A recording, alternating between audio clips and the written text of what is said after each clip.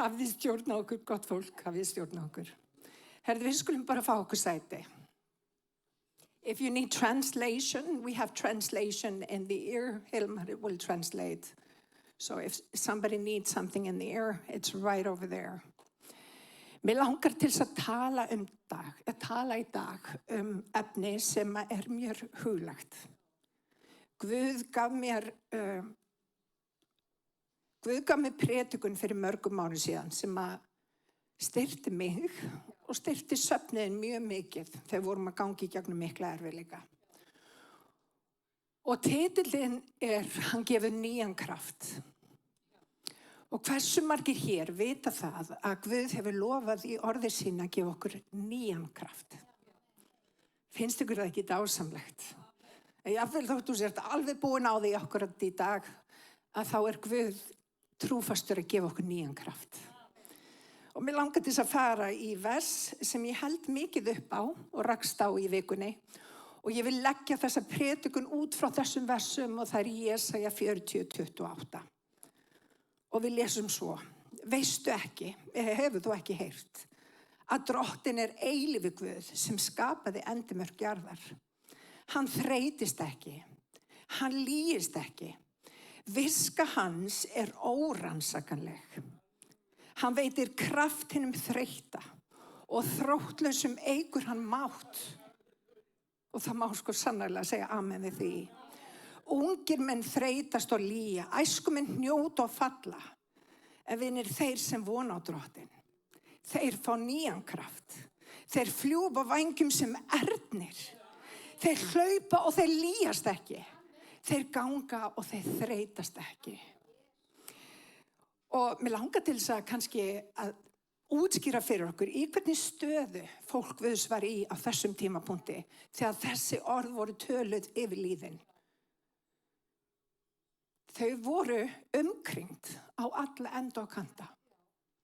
Það var í rauninni ekki ljóspunktur í lífi Ísraelsmanna á þessum tíma, þannig var staðan. Og vinir, þegar við rötum í raunir, að þá stundum þannig að Guð kemur með kannski einhverja manneski í líf okkar. Kannski kemur hann bara hreinlega með orð sitt í líf okkar, sem veitir okkur styrk. Og þarna var Jesaja kallaður til þess að færa líf, von í brjóst fólks Guðs. Til þess að benda þeim á að krafturinn felst ekki í eigin styrk eða eigin getu eða það að þú skuli vera þetta klár og geta þetta hitt. Krafturinn þinn kemur frá Drottni, skapara heimins og jarðar. Og ég man að Guð gaf mér predikun örninn fyrir einhverjum 12-14 árum síðan. Kirkjan var í einhvern ósvipuðum aðstæðum og Jerúsalem og Ísraelsmenn á þessum tíma. Svolítið umkringt. Og staðan var bara mjög erfið. Og Guð gaf okkur orð eins og hann gjarnan gerir þegar við erum á erfiðum tímum í líf okkar. Vinni, hann gefur okkur orð til þess að koma okkur í gegnum kringumstæðurnar. Af hverju gerir hann það? Því hann elskar okkur. Hann með þér. Hann í þínu liði. Hann vill að þér vegni vel. Hann vill að þú komist upp úr þessum dimma dal og í rauninni farir út að grænar grundir. Því að þar áttu heima. Og vinir, á þessum tíma að þá var þetta sem vin í eyðimörkinni. Þessi boðskapi sem að Guð fætti hjarta mitt varðandi örninn. Og hvað það mikið sem að við getum lært af örninum við það að lifa lífi sem í gnægð. Og vinir, við erum kölluð til þess að lifa lífi í gnægð. Og þú getur verið hér í dag og spurt, býtu, hvað þýðir það? Óvinurinn kemur til þess að stela, slátra og eyða. En Guð kemur til þess að þú... Halleluja. Þannig að fyrir 12 árum síðan þá predikaði ég predikun sem hafði gríðarlega áhrif bæði á mitt líf og líf kirkjunnar. Varðandi nýjan kraft, von og endurnýjun. Vinir, það nefnilega svo margt sem við getum lært af örninum. Það í 32 skipti sem að Biblían líkir Guði eða hvernig við eigum að vera í Guði við örnin. Þannig að það gríðarlega margt sem að Guð leggur áherslu á og það einhverju eiginleikar sem örnin hefur sem mikilvægur fyrir okkur á göngunum með Guði. Og mér langar að nefna nokkra hluti í því samhengi. Örninn velur sér maka fyrir lífstíð. Örninn hoppar ekki á milli, hann er karakter. Örninn velur maka og þegar hann velur maka þá gerir hann það fyrir lífstíð. Örninn er sérstakur fugl. Örninn býr til hreiður sem er gríðarlega hátt. Af hverju gerir hann það? Til þess að gefa ungunum sínum aðra sýn á umhverfið. Og vinir, Guð vill gefa okkur aðra sýn á umhverfið okkar. Má ég heyra amen? Örninn borðar fest á hverjum degi. Örninn nær ekki bráð og geymir hana. Hann setur ekkert í frost, hann geymir ekki neitt. Hann borðar hana ferska. Og vinir, Biblían kennir okkur og orð Guðs er mannað sem við að borða á hverjum einasta degi. Örninn hefur þetta. Og vinir, örninn leikur sér við aðra erni. Örninn er ekki á meðal kjúklinga. Þú finnur ekki örn á meðal kjúklinga. Örninn flýgur langt fyrir ofan. Og vinir, það segir okkur það að við að finna fólk sem er like-minded. Við ekki verið í kringum hvaða fólk sem er. Við erum ernir. Og ernir haga sér á annan hátt en kjúklingar. Og vinir, ernir, þau elskast í himinloftunum. Sem að þýðir það að við eigum að hafa kærleika sem er ekki á jörðu niðri, heldur agape kærleika. Sem að þýðir það að við erum ekki bara góð við fólk ef að það er gott við okkur. Það er þessi fórnandi kærleikur sem að örninn í rauninni er mynd af. Og vinir, við sem kristi fólk, við eigum að samnefna okkur erninum. Við eigum ekki að vera eins og kjúklingarnir. Hringi í vin þegar eitthvað kemur upp á til að tala illum náungan. Þá aldrei að heyrast baktal á meðal kristinna manna og kvenna. Aldrei. Vinir, við eigum ekki að hafa okkur eins og kjúklingar, við erum ernir. Má ég heyra amen? Við erum ernir, við hugsum öðruvísi. Við gerum öðruvísi. Við erum með karakter. Af hverju? Því að við tilheyrum drottni Jesú Kristi. Við erum ekki af þessum heimi, við erum í þessum heimi, en við erum ekki af þessum heimi. Við erum öðruvísi, við erum ný sköpun. Það breytir öllu, vinir. Við erum ný sköpun. Og vinir, örninn, hann hefur rosalega góða sjón. Hann sér í margra kílómetri fjarlægð. Og örninn getur eitthvað sem aðri fuglar geta ekki. Hann getur hort beint í sólina án þess að verða mynd af. Og vinir, við getum líka hort í sólina sem er drottin Jesú Kristur. Við getum hort beint á hann án þess að vera mynd af. Hann gaf okkur rétt til þess að vera Guðs börn. Og við með djörfung að ganga inn fram fyrir hásæti hans. Það er bara staðreynd. Þannig að örninn og öll einkenni sem örninn hefur eru mikilvæg einkenni sem kristi fólk á að hafa í dag. Við ekki vera eitt í dag og annað á morgun. Við að rata beinar brautir. Og það sem örninn gerir, þegar það er brjála veður, þá flýr hann ekki í eitthvað skýli. Veitu hvað örninn gerir þegar brjála veður? Hann flýgur yfir storminn. Hann flýgur hærra. Og vinni, hvernig væri það nú að þegar stormar geisa í okkar lífi, í staðin fyrir að láta þetta þrengja okkur nær jörði, að við förum að fljúga hærra. Að við förum að treysta því að Guð er að gera eitthvað í okkar lífi og að við sjáum skýrt hvað Guð er að gera. Og vinni, mér finnst oft með kristi fólk, við erum of nærsýn. Örninn er ekki nærsýn, það er óguðlegt að vera nærsýn. Ég bara segja ykkur það. Örninn sér langt. Hann sér langt. Hann sér alls konar hluti. Hann sér langt fram í tíman. Og það er eiginleiki sem að Guð vil gefa okkur. Og vinir, þegar við erum með þetta eðli arnarins sem að Guð vil gefa okkur. að þá erum við öðruvísi en annað fólk. Við göngum öðruvísi í gegnum kringumstæðurnar, við sjáum öðruvísi hlutina sem við göngum í gegnum. Við lítum ekki á áskoranir sem eitthvað sem að fara að kála okkur. Við lítum á áskoranir eitthvað til þess að hækka okkur, til þess að við getum flogið hærra. Það áskorunin. Og vinur leið og þú breytir hugsuninni gagnvart öllum kringumstæðum sem ert í. Þá breytist þú. Þá breytist ég.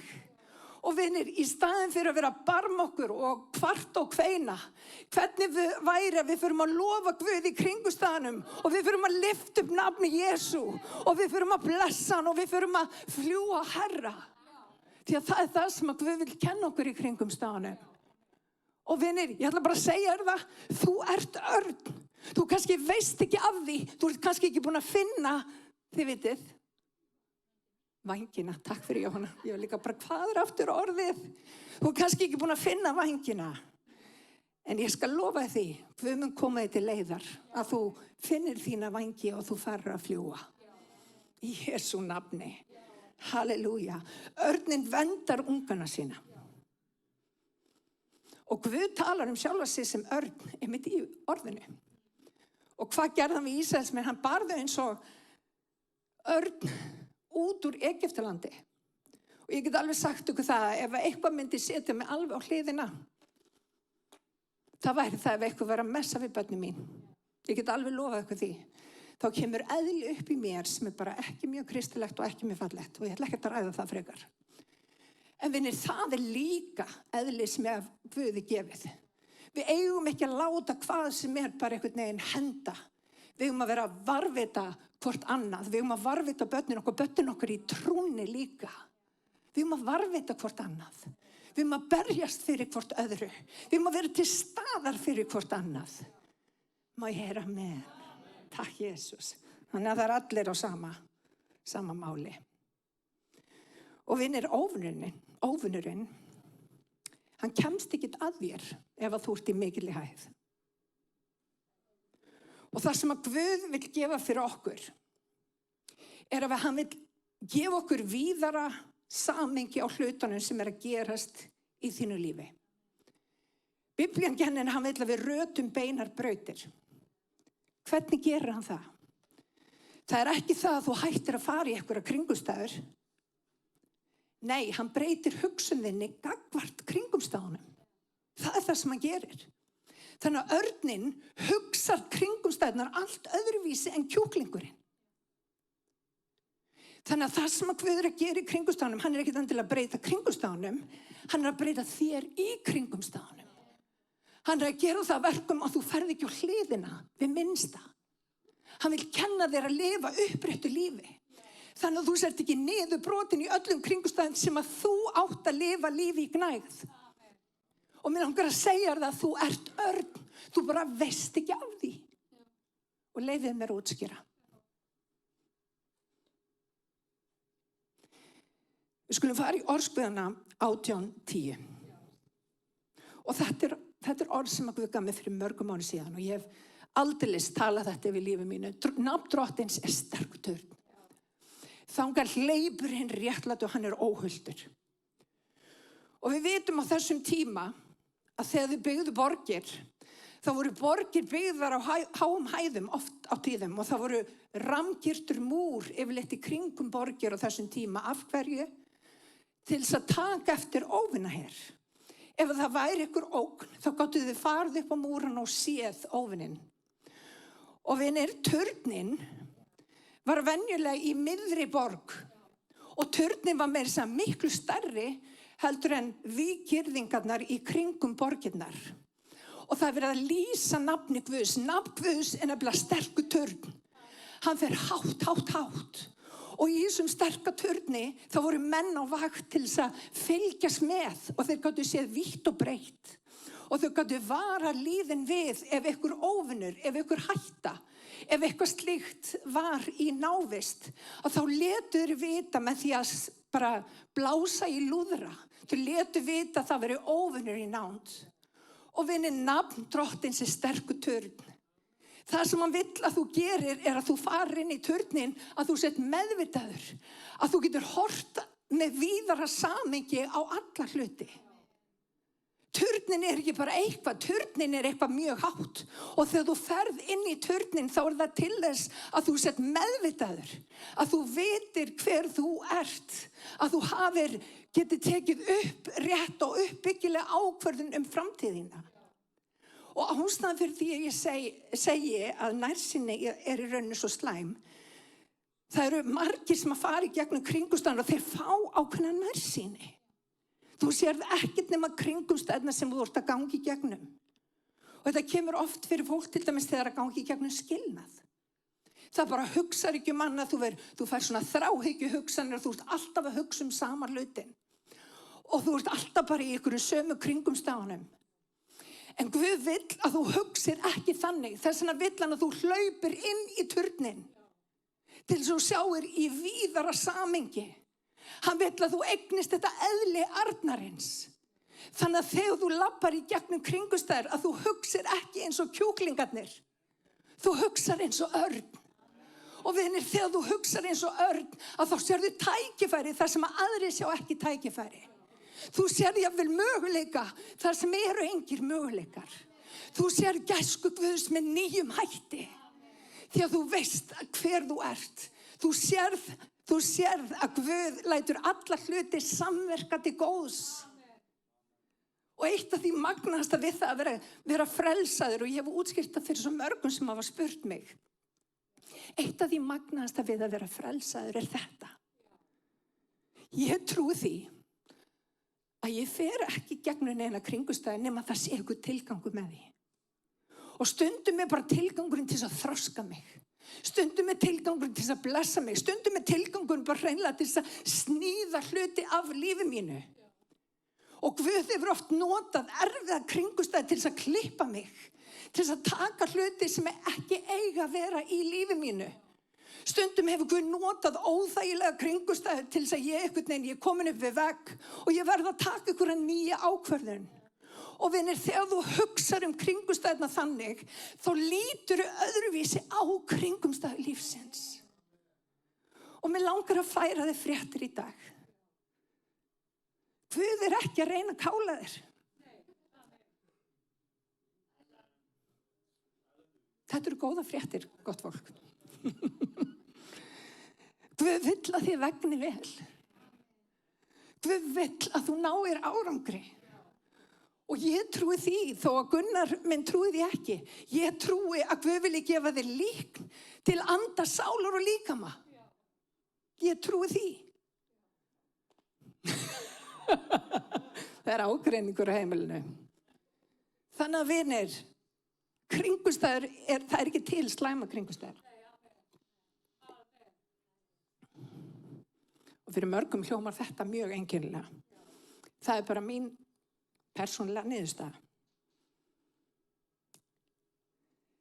Örninn sér rosalega vel. Og örninn sér jafnvel bak við sig. Hann með svona augun á hlíðinni. Og ég man þegar við vorum lítil, þá virtist mamma vera með augun bak við hérna út allt. Hún virtist alltaf vita þegar vorum að gera eitthvað af okkur. Mamma var örn og enn. En örnin hefur þessa eiginleika til að sjá hluti sem aðrir sjá ekki. Og vinur, Guð vill opna augu okkar. Hann vill ekki að þú gangir þessa leið eins og allt annað fólk. Hann hefur miklu meira og stærra fyrir þig. Og vinir, þetta allt hér. Allt sem kemur gegn þér fyrst og síðast hugur þinn. Það fyrst og síðast hausinn á þér. Það hausinn á mér. Og vinur, Guð vill gefa okkur sigur inn í þetta allt saman. Halleluja. Takk, Jesús. Langar hérna að fara í 2. Korinthubréf 4:3. Og talandi að sjá andlega. Því að fagnaðar erindi mitt hulið. Þá það hulið þeim einum sem glatast. Því að Guð þessarar aldar hefur blindað huga vantrúaðra. Til þess að þeir sjái ekki ljósi frá fagnaðar erindunum dýr Krist. Hann sem mynd Guðs. Og vinir, við getum stundum verið kristilegt fólk með nærsinni. Þú getur verið með sýn á ranga hluti í þínu lífi. Og það sem að Guð vill gefa okkur þetta í Opinberun 3:18. Ég ræð af þér að þú kaupir af með gull skýrt í eldi til þess að þú verður auðugur og hvít klæði til þess að þú getur hulið skammarlega nekt þína. Kauptu líka smyrsl í augu þín til þess að þú getur séð. Vinir, stundum erum við bara búin að hreinlega missa getuna að fljúga. Og þá gefur Guð okkur smyrsl til þess að smyrja í augun okkar. Og í dag Guð að gefa smyrsl. Hann að gefa þér tækifæri til þess að endurmeta hvernig þú sér hlutina. Hann að gefa þér tækifæri til þess að endurmeta það hvað þú veitir athygli. Því að ég ætla bara að benda á eitt, allt sem að þú veitir athygli, það vex. Og vinir, þú getur verið einn af þeim sem að bölmótast út í allt og alla og þú kannski á fulli í þessari nei eða já baráttu sem þessa. Passiði að láta ekki taka hjarta ykkar. Varðveittu hjarta þitt. Passaði að vera ekki of starfsynt á hluti sem þú átt ekki að vera starf á. Guð vill að þú ratir beinabrautir. Þú getur haft sannfæringu. Þú getur haft þína leið á að gera hlutina og þú getur gert hlutina með þínum hætti, ekkert að því. En leið og þú ert farin að horfa á hluti sem einhvers konar vandamál í þínu lífi og þú bara horfir á það bara, þá það orðið að skurðgoðdýrkun í þínu lífi. Og Guð vill að við þjónum honum einum. Má ég heyra með hann? Takk Jesús. Þannig að mér langar til að fara í 5. Mósebók 32.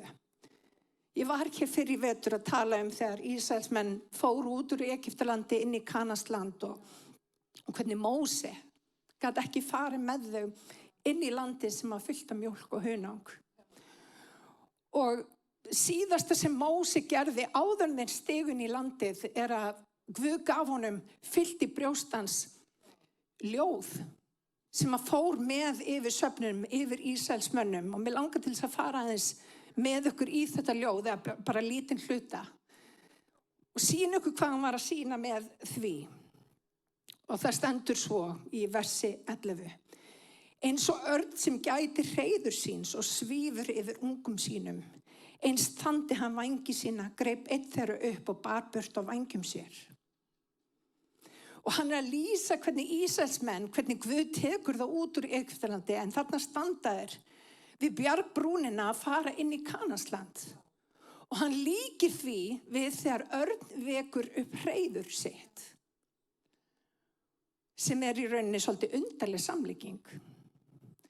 Örn sem vekur upp hreiður sitt, gerir það með bara frekar óþægilegum hætti. Staðurinn þar sem þú varst vanur að geta hvílt og bara leið í leti, verður allt í einu staður þar sem að þú getur ekki leið í leti lengur. Arnarmamman og Arnarpappin fara að taka það sem að hreiðri var gert úr alls konar hríslum og hann fyrir að taka hríslurnar og hann fyrir að snúa þeim inn á við og hann fyrir að reyna að pota í ungan. Og hann gerir það bara með harkalegum hætti. Og allt í einu unginn, þar sem hann var vanur að geta hvílst og liði vel, að þá hann allt í einu þvingaður út úr hreiðrinu. Og svo tekur mamman ungan upp og hún setur það á bakið og svo fyrir hann að fljúa lengst upp í loft, alveg lengst, bara 20.000 fetra hæð. Og hún með ungan á bakinu og veitir hvað hún gerir til þess að kenna honum að fljúa. Hún hristir hann á bakinu. Og unginn þarna í 20.000 feta hæð og hann bara að falla til jarðar, hratt. Og rétt áður en hann bara drefst, þá kemur Arnarmamman og Arnarpappin og hann flýgur undir ungan og rétt grípur hann áður en hann verður að klessu. Og þetta gerir hann aftur og aftur. Hann gerir þetta aftur og aftur, af hverju?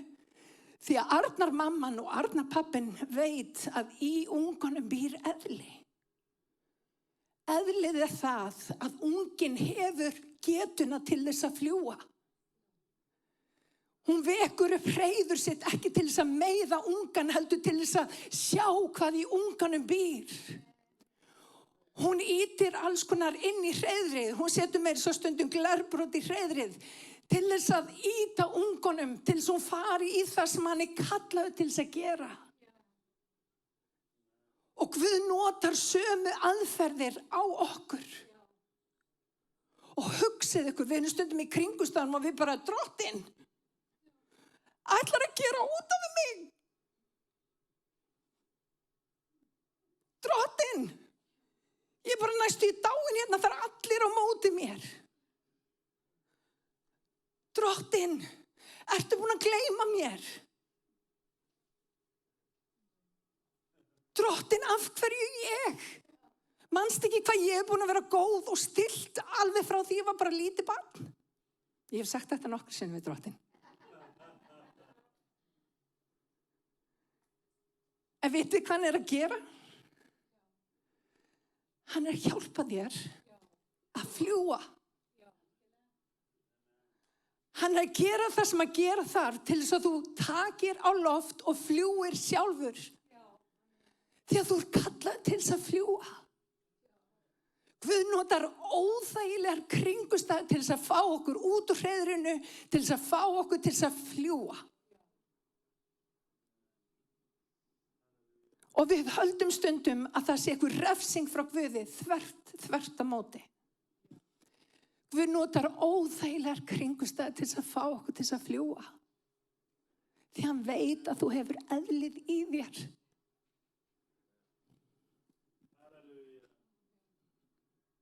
Því að þú ert örn. Og vinni, það er ekki hægt að kenna örnum að fljúga öðruvísi en að fara í gegnum svona prósess. Þannig að Guð vill kenna þér að fljúga. Og vinni, allt í einu þegar Arnar mamman fer að taka á loft aftur með ungan á bakinu og hún vippar honum svona af sér. Allt í einu kikkar inn eðlið. Arnar eðlið. Og unginn fer allt í einu að breiða út vængi sína og hann fer að fljúga. Því hann er kallaður til að fljúga. Eðlið er í þér. Það er ekki út af því að þú er svo klár og svo frábær og þú veist allt best. Nei, þetta er eðlið sem að Guð gefur okkur. Þetta er eðlið sem að þú færð þegar þú ert nýsköpun í Kristi. Þetta er eðlið sem hann hefur gefið þér.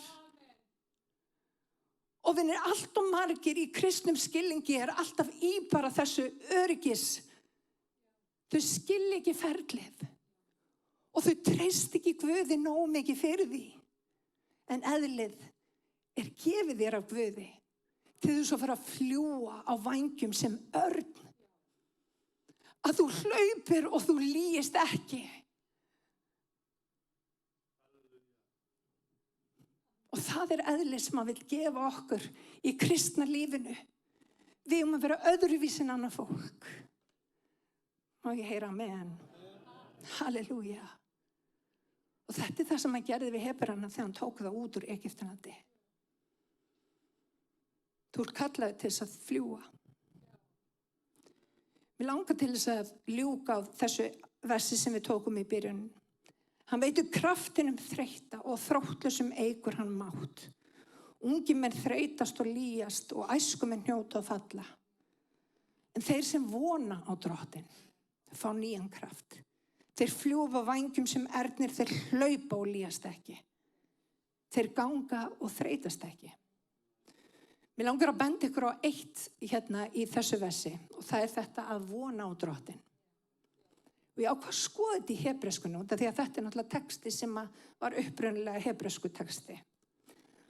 Og hebresku orðið fyrir að vona á Drottinn þýðir kave. Og það þýðir að treysta. Það þýðir að horfa fram á við. Það þýðir líka, hlustu á þetta, að vera samofin. Að vera samofin. Og mér langar að spyrja hér í dag. Ertu samofin Guði? Er Guð bjarg þitt? Hvert hleypurðu þegar streitan kemur? Hvað gerurðu þegar sorgin bankar upp á? Nákvæmlega. Hvernig bregstu við þegar vinir hverfa á braut?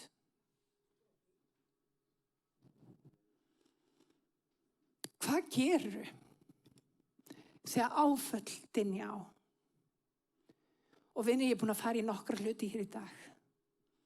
Þú hleypur inn í nafn Drottins. Því að nafn Drottins er sterkur törn. Nafnið er sterkur törn. Þangað hleypur hinn réttláti og hann er óhultur. Vinir, þegar þú leyfir Guði að taka stjórnina, þú er samofin Kristi. Þá færðu nýjan kraft. Þú horfir öðruvísi á umhverfið þitt. Þú ert í þessum heimi en þú ert ekki af þessum heimi. Þú hegðar þér ekki eftir öld þessari. Þú tekur háttaskiptum með endurnýjung. Þú tekur háttaskiptum með endurnýjung. Ég ætla að segja þetta aftur. Þú tekur háttaskiptum með endurnýjung hugarfarsins. Ef þú ætlar að reyna fyrir vilji Guðs, hið góða, fagra og fullkomna, þá þarftu að hugsa öðruvísi. Þú þarft að bregðast öðruvísi við kringumstæðunum. Þú þarft að leyfa Guð að gefa þér nýjan kraft. Þú þarft að vera samofin. Samofin. Akkurat, rísum á fætur.